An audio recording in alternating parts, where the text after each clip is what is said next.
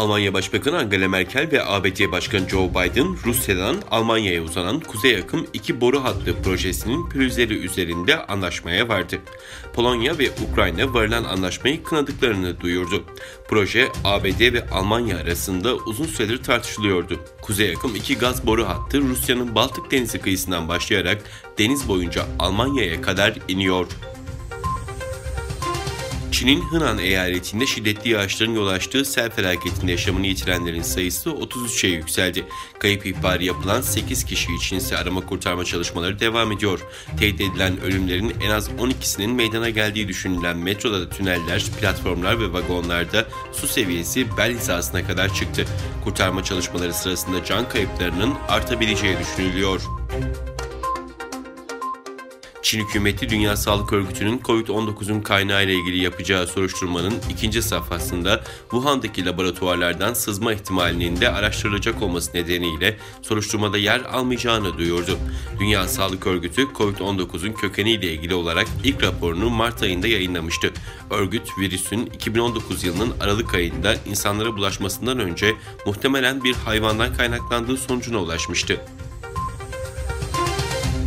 32. Yaz Olimpiyat Oyunları Japonya'nın başkenti Tokyo'da bugün başlıyor. Koronavirüs salgını nedeniyle seyircisiz olarak düzenlenecek oyunlarda 206 ülkeden 11.000'den fazla sporcu madalya için ter dökecek. Yarını keşfet sloganıyla gerçekleştirilecek 2020 Tokyo Olimpiyat Oyunları'nın resmi açılışı bugün saat 14'te Japonya Ulusal Stadı'nda törenle yapılacak. ABD yönetimi Küba'da hükümet karşıtı göstericilere yönelik insan hakları ihlalleri olduğu gerekçesiyle bazı Kübalı yetkilileri yaptırım listesine aldığını açıkladı. ABD Başkanı Joe Biden yönetiminin bu adımı Küba kökenli Amerikalıların ve bazı siyasetçilerin baskısı ardından geldi.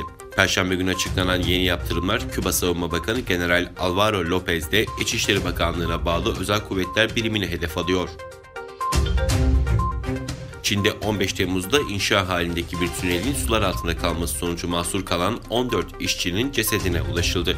Çuhay şehir hükümetinin sosyal medya sitesindeki açıklamasında Shijingshan tünelindeki felaketin nedeni veya ölümler hakkında daha fazla bilgiye yer verilmedi.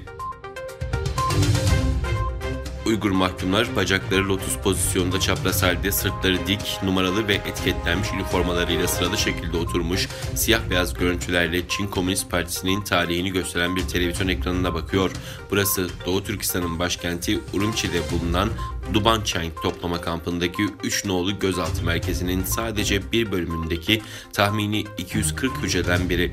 Toplama kampındaki faaliyetlere bakıldığında Çin'in hala çok sayıda Uygur ve diğer Türkiye toplumlara mensup kişileri tuttuğu ve tutmayı planladığı net olarak anlaşılıyor.